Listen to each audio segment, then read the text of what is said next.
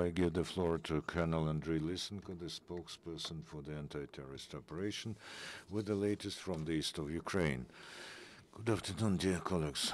Over the last 24 hours, the situation in the zone of the anti-terrorist operation was characterized with a continuation of massive shellings by the groupings of Russian terrorist troops of the positions of the forces of the anti-terrorist operation, and efforts by the gunmen to expand the territory they control. On Luhansk, Debaltseve, and Donetsk directions, the terrorists have more than once shelled the positions of the Ukrainian forces, using artillery, mortars, grenade launchers, tanks, and Grad multiple launchers. In Donetsk airport, the combat operation is ongoing. As a result of the battles, the gunmen's terrorists have exploded the tarmac. Additional reserves and ammunition were moved to the positions of the Ukrainian military. The Chief of Staff of the Armed Forces of Ukraine, Colonel General Viktor Muzhenko, is in the zone of anti-terrorist operation and commands the units of the armed forces. The offensive of gunmen and Russian troops in Luhansk region in the vicinity of road checkpoints 29 and 31 was stopped. As a result of the battle, the anti-terrorist operation forces retreated from the 31st road checkpoint to the stronghold and got reinforcements and ammunition. They continue to wage the battle. As over the last 24 hours, 1 Ukrainian military was killed and 40 got wounded. Russia is increasing its military presence in the east of Ukraine and in borderline regions. In the vicinity of Luhansk, there's a great number of Russian soldiers without insignia. In the city of Krasnodon, almost 60 tanks and over 50 APCs appeared, as well as almost 100 armored vehicles Tiger. In Horlivka, there's a replacement ongoing of the gunmen from the bandit formation DNR for the units of the armed forces of Russia. In the vicinity of cities Shakhtarsk and Torez, almost 100 tanks of the armed forces of Russia are concentrated. This testifies to the brutal violation by the Russian side of the Minsk agreements and the continuation of military aggression against Ukraine.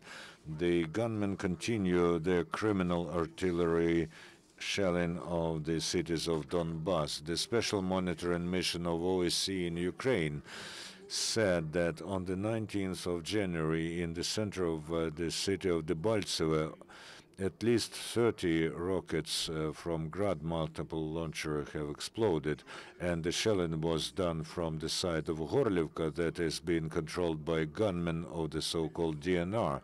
As a result of the shelling, 3 peaceful residents were killed and 12 were wounded, the report of the OSCE mission says. Because of the shellings of the positions of the units of armed forces of Ukraine and the settlements by terrorists, the crossing of by vehicles and individuals was suspended in the control points Georgievo and Kurakhove. The Ukrainian special services are working to avert the terrorist acts. On the 19th and 20th of January, the counterintelligence of the security service have discovered and neutralized the information network of the terrorists of the DNR. 7 informers were detained. The Security Service of Ukraine has expanded the counter-terrorist measures to the territory of Zaporizhia region in connection with the explosion and damage in the bridge on the railway Komizhzarya-Rozivka of the Donetsk Railway. The law enforcers are now tracking the subversive group that committed this crime. The operation continues. Also, the operatives of the security service, the Ministry for Interior and Prosecutor's Office of the city of Kharkiv are investigating and applying measures to detain the members of the anti-Ukrainian organization Ishod Exodus. The press service of the Security Service of Ukraine said that on the entire territory of Ukraine, the strengthened level of counteraction to terrorism was introduced. This is done in order to avert destabilization of situation by subversive agents and terrorists. The Ukrainian military continue to get qualified medical help. In Dnipropetrovsk Military Hospital, our cyborgs get all the range of the necessary surgical help. In Dnipropetrovsk, the all-Ukrainian event, a letter to the wounded, goes on, and dozens of letters, drawings, and talismans from children from all the corners of Ukraine arrive at the military hospital in Dnipropetrovsk. Besides, the policemen of Dnipropetrovsk region took part in the charity action Lifeline and gave their donor blood for the wounded fighters and for the people with diseases. The doctors of Chernihiv Military Hospital are also providing highly qualified help to the wounded military.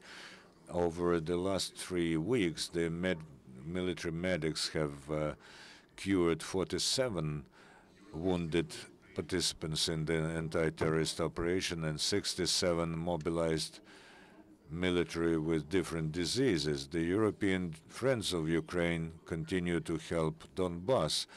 On the 20th of January, the ambassador of Estonian Republic in Ukraine, Sulev Kanike, arrived to the Donetsk region, and he discussed the issues of cooperation between Estonian and Ukrainian universities and the organization of reciprocal rest of Estonian and Ukrainian children. Sulev Kanike will also go to the city of Slovyansk and will hand over the Grand Piano Estonia to the local art school. This Grand Piano was bought by Estonians, especially for Donbass. Yesterday, the personnel of the 27th Brigade of the National Guards of Ukraine marched to the districts of implementation of their service tasks to reinforce the Transnistria segment of the Ukrainian-Moldovan border. The National Guard of Ukraine at the main office met the command of the National Guards with the representatives of the company RAND that are involved in the project of reorganization of the system of defense and security of Ukraine. On the 17th of January, the fighters of the detachment of law enforcers from Kryvyi Rih went back to their city from the anti-terrorist operation zone. At the same time, the law enforcers from Volyn went to the east of Ukraine carrying the banner of Volyn region. The Ukrainian patriots continue to help our military, and for instance, the group of veterans of the communication officers of the Armed Forces of Ukraine, headed by Major General Volodymyr Rudik, continue to help the anti-terrorist operation forces. Over the New Year's and Christmas period, the veterans have sent 3 batches of help to our warriors of tank forces. In particular, this included winter clothes and different medicines and medical disposables. Also, from the 1st of December to the 14th of January in Sumy, the charity event called A Gift for a Soldier happened. The local journalists, public foundations, and religious organizations initiated this event, and over 4,500 packages, so-called packages of gratitude, were collected for the warriors of anti-terrorist operation. The Ukrainians remember that Crimea was, is, and will be the territory of Ukraine. Yesterday, on the 20th of January, at the territory of the military haven of the city hero Odessa, a ceremony to mark the day of the Autonomous Republic of Crimea was held. Representatives of central and regional authorities, public activists, journalists, and Ukrainian naval servicemen took part. They visited the flagship of the Ukrainian Navy, Hetman Sagaidachny, the frigate. Today, on the 21st of January in Berlin, there will be a next meeting of the ministers of foreign affairs in the so-called Normandy format. The ministers of foreign affairs of Ukraine, Russia, France, and Germany will gather to discuss the implementation of the Minsk agreements. The Ukrainian Minister for Foreign Affairs, Pavlo Klimkin, reminded that because of the position of the leaders of the terrorists, the regular meeting of the trilateral contact group in Minsk was disrupted. Please introduce yourselves. Vladislav Vlachek, Information Agency, Ostrov. I have two questions. The first one about the regime of passing to the 8-year zone. It starts from today. How many people receive these passes? What is the situation in the points of crossing? And as to the regime of crossing, there are 4 points, passing points, and the Ministry of Interior of Ukraine is responsible for that. We don't have the information about the number of applications. The second question, the militants stated today that today they are planning to occupy Pisky and Avdiivka. We know that there are very massive shellings taking place over Avdiivka. What is the situation there, and who's controlling these settlements? The militants are all the time stating something. They will not succeed in that. Our positions are still there. The military received the reinforcement. They're not attacking, but in reply, they shell at the enemy, so they will not succeed. The enemy will not succeed. Another question. Also, there was an information from Keybox that in the airport that the wall or the ceiling fell and there are again people killed or wounded. We don't have this information yet. One more question. Could you please tell the number of Russian troops on the territory of Donbass? There's approximate number. We do not know the exact number. How many battalions or groupings? Yesterday there were 2 at the border, 2 came there recently. Have they crossed the border? Yesterday there were registered 3 battalions of tactical groups in this direction. Kamin Shakhtarsky, and 1 artillery division here.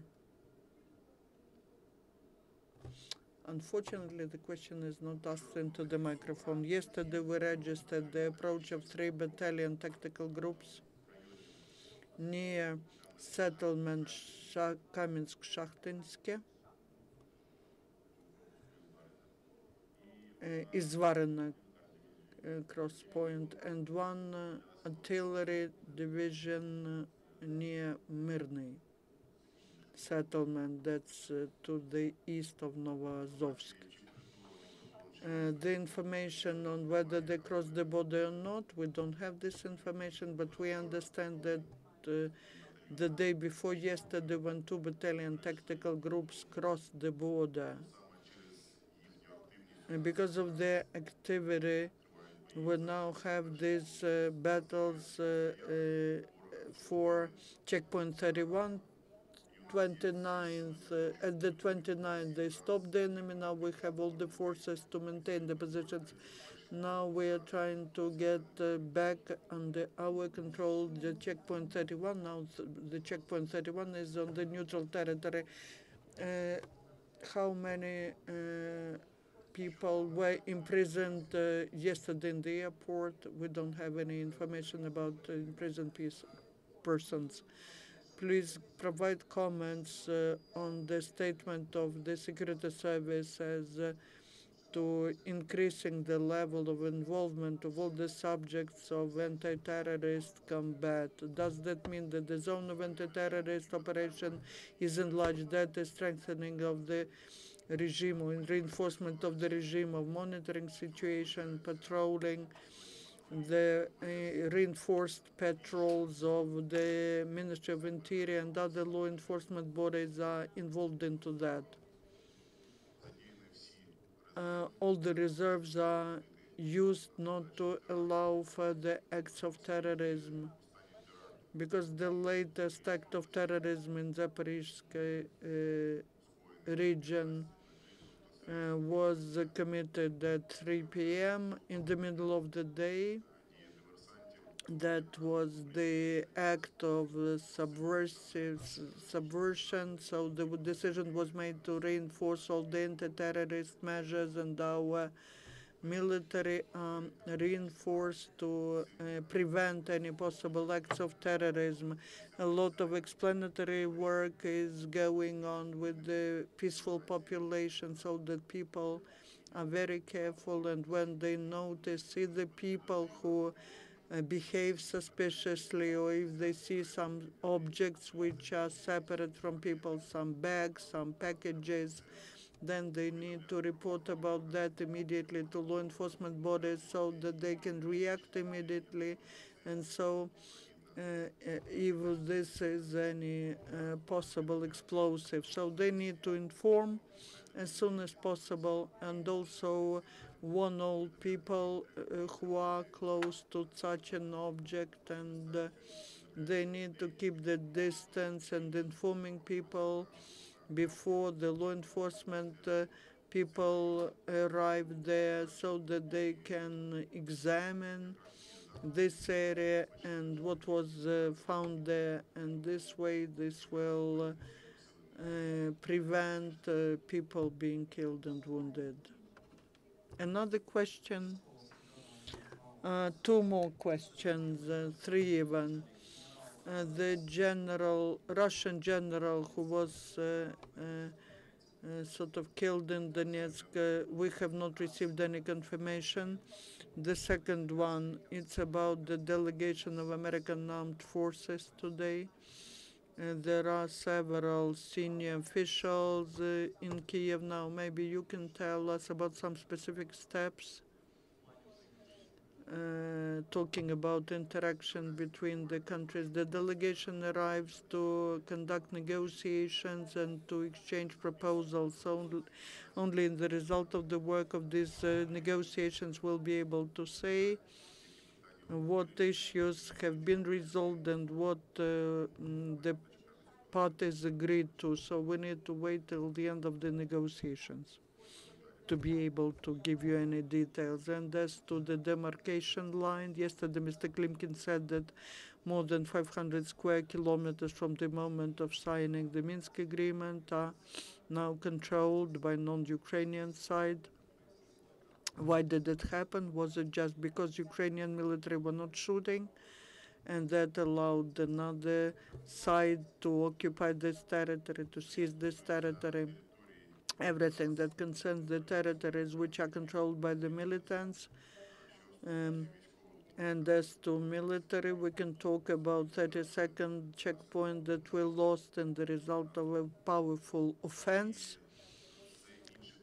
all other territories, these are the territories which were not in the zone of active military action. These are sort of neutral territories, the settlements where there are no our military, our checkpoints. If militants go there and put their flag, they say that they expanded their territory. There were no battles going on there, and these settlements are in the pre-front line.